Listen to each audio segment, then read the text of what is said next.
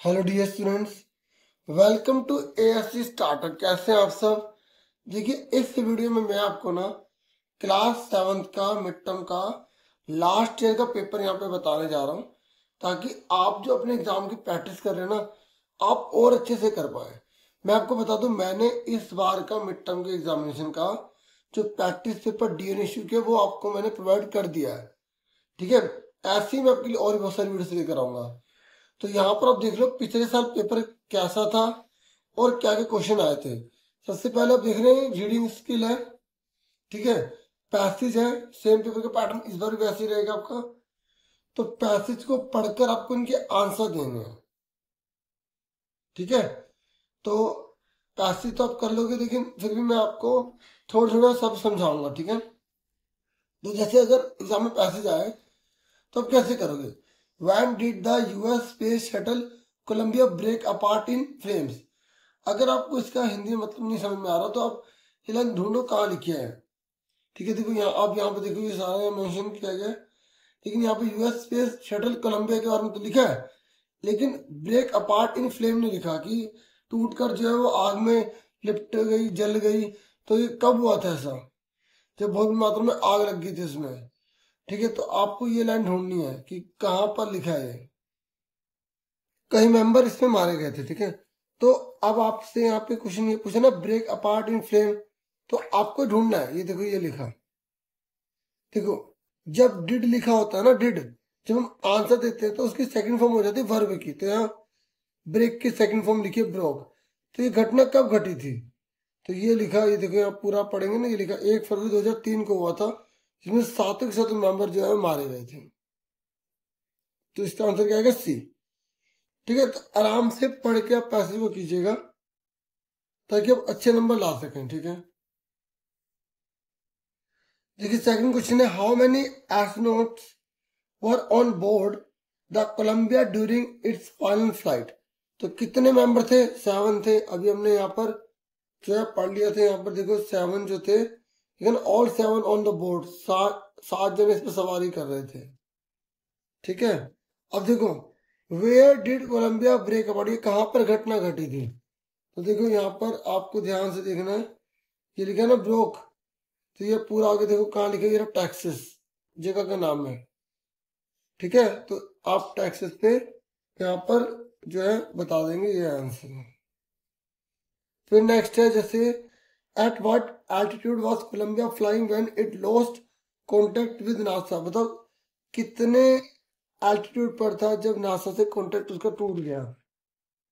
तो आप यहाँ देखेंगे लिखा है, ये एल्टीट्यूड मिल गया ना।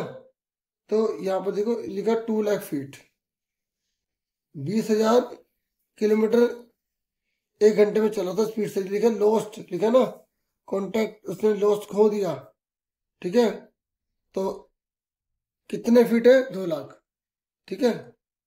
फिर ऐसी नेक्स्ट है, which astronaut of Indian origin pass on board the Columbia shuttle?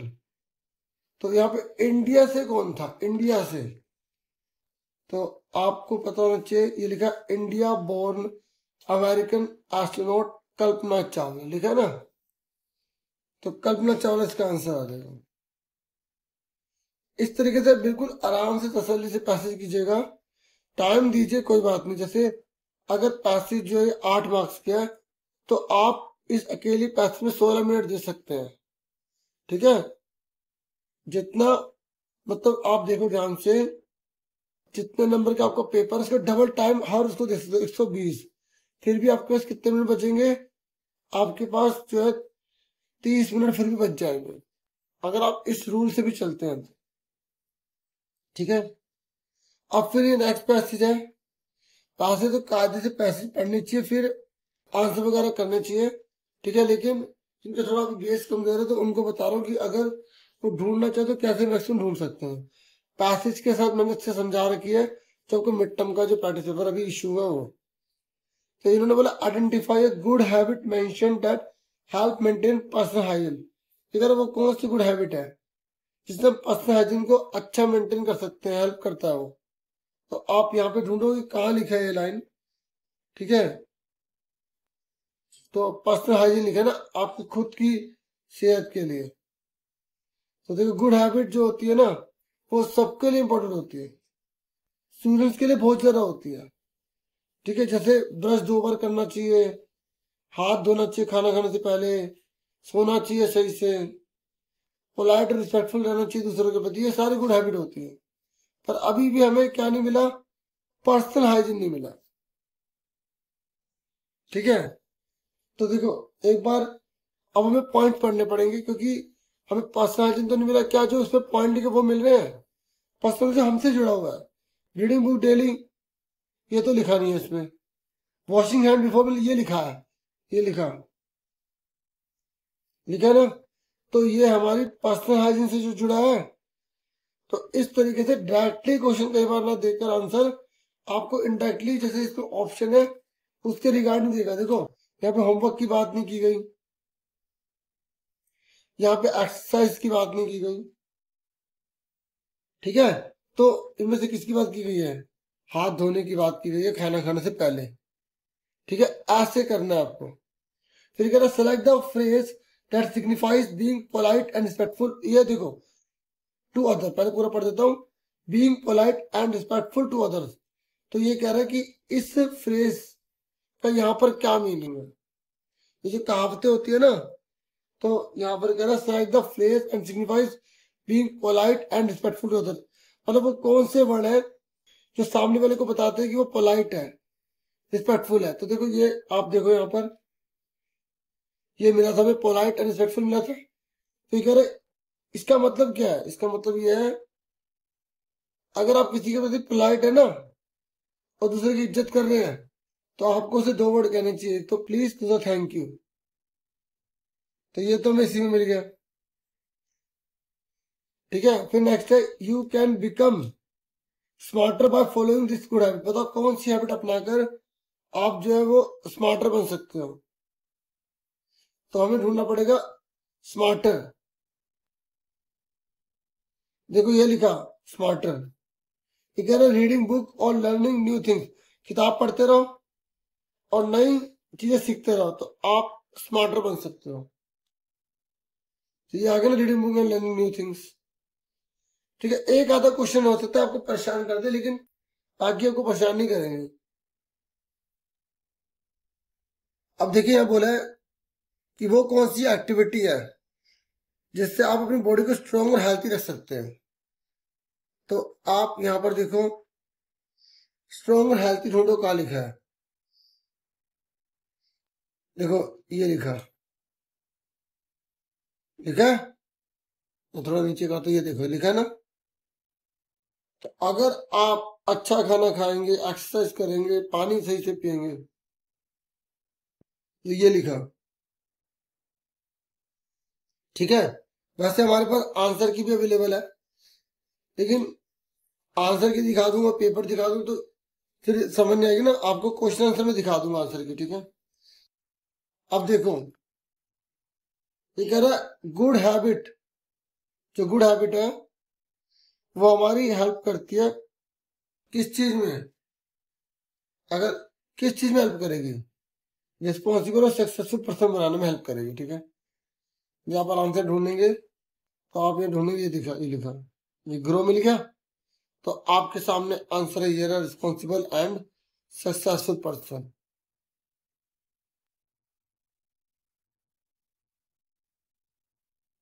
ठीक है ना, तो ये आंसर ये रहा। फिर देखो आपके एग्जाम में स्टोरी राइटिंग आएगी, तो स्टोरी राइटिंग में यहाँ पे आपको वर्ड्स ऐसे लिखने जैसे स्टोरी पूरी कंप्लीट हो जाए। वंस अपॉन ए टाइम, देखो एक बार बताता हूँ, जैसे यहाँ पे वर्ब लिखी है तो आपको सब्जेक्ट नहीं पता लग रहा, तो आप देयर से लिख सकते हो, देयर से। और एक बार की बात है, there lived a kind boy, एक दयालु लड़का रहता था, नेम्ड राज, उसका नाम राज था। एवरी इवनिंग राज डैश एल्डरली नेबर। अब देखो बड़े जो नेबर है मिस्टर गुप्ता, तो क्या करेगा वो, विजिटेड आएगा, क्यों जाता था। तो इस तरीके से आपको बना बना के कहानी को पूरा कंप्लीट करना। अब आपको सर मुझे इसमें वर्ड भरने नहीं आ रहे, मैं क्या करूं, तो आप इस कहानी को पढ़ लो, आर्टिकल जो किसके ऊपर है तो अपने बना बना के लिख दो। अगर ये नहीं करनी तो आपको फिर ये नीचे करनी होगी। स्टोरी देखो हमेशा नई बनकर आती है। अगर आपने 15 या 10 के आसपास स्टोरी की प्रैक्टिस कर ली है जो जनरल होती है, ठीक है, जैसे कछुए के ऊपर होती है, डॉग के ऊपर होती है, क्रो के ऊपर होती है, ठीक है, और एक जो एक्स है, एक्स कुल्हाड़ी वाला, जिसकी लोहे की कुल्हाड़ी जो है पानी में गिर जाती है ना, पढ़ा ना आपने। तो ऐसी जो स्टोरी जो रिपीटेड है, तो वो अगर आपने 5-6 पढ़ेंगे तो कोई आए तो आप वो आराम से लिख सकते हो। नहीं तो ये जो स्टोरी को आइडिया लेके आपको अपना बना के लिखना पड़ेगा, ठीक है। क्या लिखा है? विजुअली इम्पेयर्ड वाले बच्चों के लिए है, पर और दिया तो फिर आपको ये करनी पड़ेगी ना।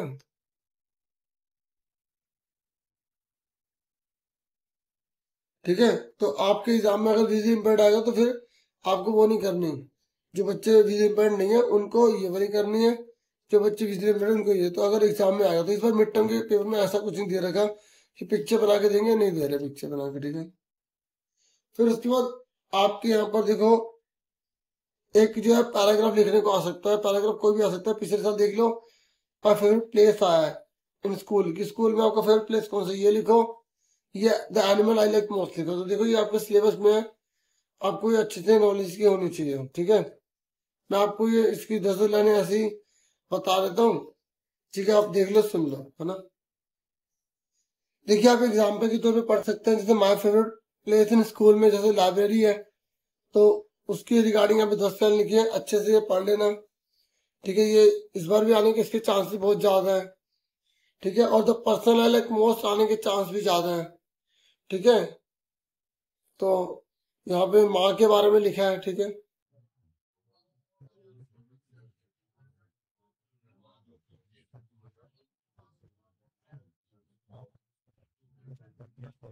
ठीक है, ये नोट कर लेना, अच्छे से प्रैक्टिस कर लेना इसको। फिर आगे आ जाओ, ये the animal I like most है ना, तो ये मैंने पहले आपको दे दिया है नोट्स में, ठीक है। तो उसी में से आप पढ़ लेना, नहीं तो मैं और आपको एक शॉर्ट वीडियो बना के दे दूंगा, ठीक है। फिर अब ग्रामर पे आ जाइए। देखिए जो यूनिवर्सल ट्रुथ होते हैं ना, तो वो प्रेजेंट इंडेफिनिट में रहते हैं, और सिंगुलर सब्जेक्ट है तो सिंगुलर वर्ब आएगी। सन एक ही है तो राइजिस आएगा, ईएस लग जाता है, ठीक है। लास्ट आ गया, जब लास्ट आ गया ना तो हमेशा वर्ब की सेकंड फॉर्म लगती है, ठीक है।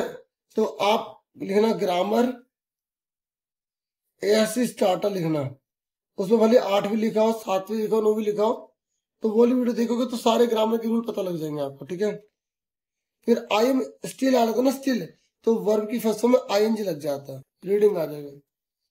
भगत सिंह ये पैदा हुए थे ना, तो यहाँ पे कोई वर्ब तो नहीं है, तो भगत सिंह एक है तो वॉस लगेगा, ठीक है। फिर इंडिया, देखो ये जब कोई चीज पास की हो जाती है ना, कि इंडिया वोन मैच T20 जीती थी, तो यहाँ वोन आ जाएगा। फिर नेक्स्ट है ये, इससे मतलब जैसा बोला कि वैसे करो। इस बार आपके एग्जाम में नरेशन आ सकती है, तो नरेशन की वीडियो मैंने बना दी है, वो देख लेना जरूर। देखो शी स्टडीड हार्ड, उसने बहुत मेहनत करी, dash she pass the exam, so, ताकि, ठीक है, उसने बहुत ज्यादा मेहनत करी ताकि वह एग्जाम पास हो सके, ठीक है। सुनने में उसने स्टडी हार्ड क्यों करी, ताकि वो एग्जाम पास हो सके। I wanted to go dash a walk, तो बताओ यहाँ पर क्या लिखेंगे हम। तो यहाँ 4 आएगा, ठीक है। मैं जानना चाहती हूँ वॉक के लिए, ठीक है, 4 मतलब के लिए। और can I borrow your pen, तो आपको पता लगाना है यहाँ पर क्या लगाएंगे, पंक्चुएशन मार्क लगाना पड़ेगा। तो ये क्वेश्चन मार्क है तो क्वेश्चन मार्क लग जाएगा। और I have a meeting at 3 o'clock, मेरी 3 बजे मीटिंग है, तो ये फुल स्टॉप आ जाएगा यहाँ पे, ठीक है। फिर नेक्स्ट है which of the following sentence is in the passive voice. अगर हेल्पिंग वर्ब के बाद थर्ड फॉर्म आ गई ना तो पैसिव फॉर्म है, बस इतना रख लो। The chef cooked the meal, तो यहाँ पर वर्ब की सेकंड फॉर्म है। मुझे कैसे पता चला सेकंड है, क्योंकि इससे पहले हेल्पिंग वर्ब नहीं लगी। अगर हेल्पिंग वर्ब होती तो ये मैं थर्ड बोलता। और पैसिव फॉर्म की पहचान बाय से भी होती है, बाय लगा होता है, देखो बाय भी लिखा है, और वर्ब की थर्ड फॉर्म से पहले हेल्पिंग वर्ब भी है। क्योंकि नॉर्मली अगर ये सिंपल होता तो वास के बाद वर्ब जो होती उसमें आईएनजी लगता, जबकि पैसिव फॉर्म में आईएनजी नहीं लगता। इसने बोला अपोजिट भरो, स्मॉल का क्या होता है? बिग, ठीक है। और लेफ्ट का क्या होगा? राइट।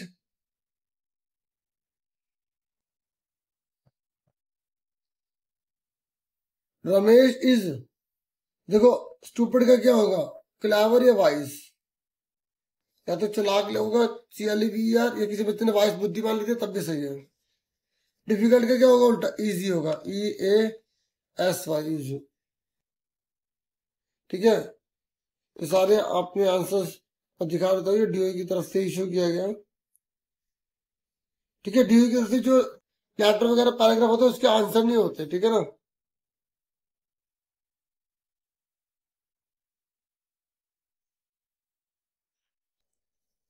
अब इसने बोला है कि आपको यहाँ पे कोई 3 करने आर्टिकल्स भरने हैं। भोला इज ऑनेस्ट आ गया, ओ, तो ओ आ गया, तो ओ से ओखली, तो क्या लगाएंगे यहाँ पे? एल लगाएंगे, ठीक है। और आई बोट बुक स्टडी, सिंपल है, कुछ नहीं बोला तो ए लगाएंगे, ठीक है। और मून दुनिया में एक है लेकिन स्पेशल है तो दा लगाएंगे। और आगरा जो है ना, यहाँ सिंपल है, बहुत सारे शहर ऐसे होते हैं, ठीक है। तो और एक और बात है, ये आगरा नाम है तो इसके आगे जो है कोई भी ए अंदा नहीं लगाया जाएगा, ठीक है। जैसे दिल्ली है उसके आगे भी ए अंदा नहीं लगाया जाता। फिर ना नेक्स्ट क्वेश्चन है, सेक्शन डी है, तो ये आपकी बुक से 35 आई है। आपको इसका आंसर देना है, the king thought if he new 3 things, अगर मुझे 3 चीजें पता लग जाएंगी तो वो क्या नहीं होगा। तो देखो ये लिखा है, ये लिखा है, ठीक है ना, ही वुड नेवर फेल, तो आपको यहीं से देख के लिखना होता है। ये मिडिल लाइन ढूंढो, ये लिखी, तो ये आंसर आ जाएगा, ही वुड नेवर फेल, ये देखो।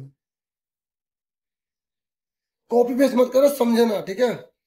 कह रहा which question reflect the king's concern about people, बताओ पीपल को लेकर उसका क्या क्वेश्चन है, क्या कंसर्न है, ठीक है। तो which question reflect the king's concern about the people, तो पीपल से जुड़ा हुआ वो कौन सा है?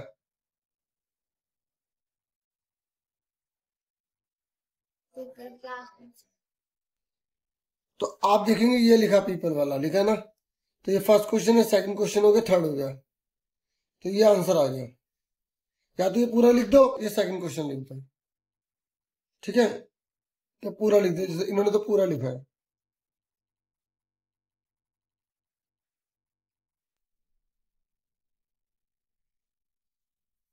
फिर कह रहा ट्रू फॉल्स है, the king thought that the most important thing for him to know was how to win war, युद्ध कैसे जीते, तो ये क्या है? फॉल्स है। फिर उसके बाद आपकी बुक से जो पोएम आएगी, ठीक है, पोएम को पढ़ के फिर आपको इनके आंसर देने हैं। ये कह रहा है what did the squirrel wear for tail, तो टेल में क्या पहन रखा उसने? क्वेश्चन मार्क पहन रखा, ठीक है। देखो यहाँ पे आप देखो देखो, ये लिखा ना टेल क्वेश्चन मार्क, तो क्वेश्चन में से देख के आपको करना है। ये कह रहे what colour was the squirrels overcoat, overcoat का कौन सा कलर है उसका? तो आपको यहाँ से देख कर ही बताना है कौन सा कलर है इसका। देखो यहाँ पर ये लिखा ग्रे, लिखा है ना, ओवरकोट ग्रे। अब जैसे इसकी इंग्लिश वीक भी है ना, तो आगे जाके अपने से वादा करो, स्पीड और मेहनत से अच्छा कर लेगा अपनों को। बाकी यहाँ पे देख लो मिलजुल रहा है ना, उसके अकॉर्डिंग आंसर लिखो। ये कह रहा what would the squirrel do if people ran around his tree, तो यहाँ पे ढूंढो क्या आएगा। जब लोग पेड़ के आसपास जाएंगे तो स्क्विरल कहाँ जाएगा? जैसे इसको छेड़ेंगे तो क्या कहाँ जाएगा? लिखा ना, ही, ये लिखा ना, लोग जब आसपास घूमेंगे पेड़ के, तो लिखा ना he went the other way, तो यहाँ पर देखो लिखा आंसर ये रहा, ये लिखा। और वेंट लिखा है सेकंड फॉर्म गो की, तो आप उससे ही पहचानोगे। फिर ये आपके बुक के क्वेश्चन है, सेम पेपर का पैटर्न इस बार का भी यही है। ये क्वेश्चन देख लो और इसका आंसर देख लो,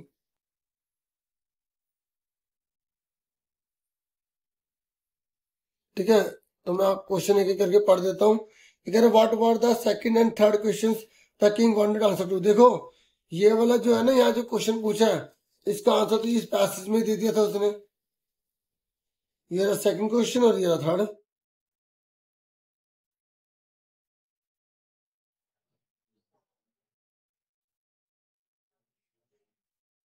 ठीक है, देखो पीपल लिसन टू वाला है, उन्होंने मेन पॉइंट लिखा है ना। इसके बाद द मोस्ट इंपोर्टेंट थिंग्स, ठीक है। फिर नेक्स्ट है what were the suggestion given to the king for the second question, कि राजा को जो है वो काउंसिल प्रीस्ट डॉक्टर या सोल्जर के पास जाना चाहिए, ये तो था। ठीक है, आपको थोड़ा बड़ा करके लिखना पड़ेगा। और स्क्विरल से लिया गया है, कौन सी एक्टिविटी जो स्क्विरल एंजॉय करता है पोएम में, तो टीजिंग, playing. How did the hermit respond when the king asked him the three question, जब राजा से 3 क्वेश्चन पूछता है तो हर्मिट कैसा रिस्पॉन्स करता है, बोले नॉट इमीडिएटली रिस्पॉन्ड, एकदम जवाब नहीं देता और गड्ढा खोदता रहता है। जब किंग कहता है मैं तुम्हारी हेल्प करूं तो वो कहता है ठीक है स्पेड दे दो, ठीक है, और गड्ढा खोदने में मदद करता है। ठीक है, और हर्मिट जो है फिर भी शांत रहता है। ठीक है ना। ये अगर जैसे क्वेश्चन आया यही वाला तो आप ये पॉइंट लिख दो तभी आपको मार्क्स मिलेंगे। थोड़ा से स्टेटमेंट वगैरह में लिखना। ठीक है, हु वाज द बेडमैन, जो दाढ़ी वाला आदमी था वो कौन था, and why did he seek revenge on the king, और राजा से वो क्यों बदला लेना चाहता था, एनिमी था। ठीक है, उससे बदला लेना चाहता था अपने भाई की मौत का। ठीक है, उसने उसकी प्रॉपर्टी भी जब्त कर ली थी, उसने सोचा था उसे मार दूंगा मैं। सारे पॉइंट्स हो गए। तो इस तरह के पूरा पेपर समझा दे। वीडियो को लाइक, चैनल को सब्सक्राइब करें। Thank you for watching and listening carefully. Take care students.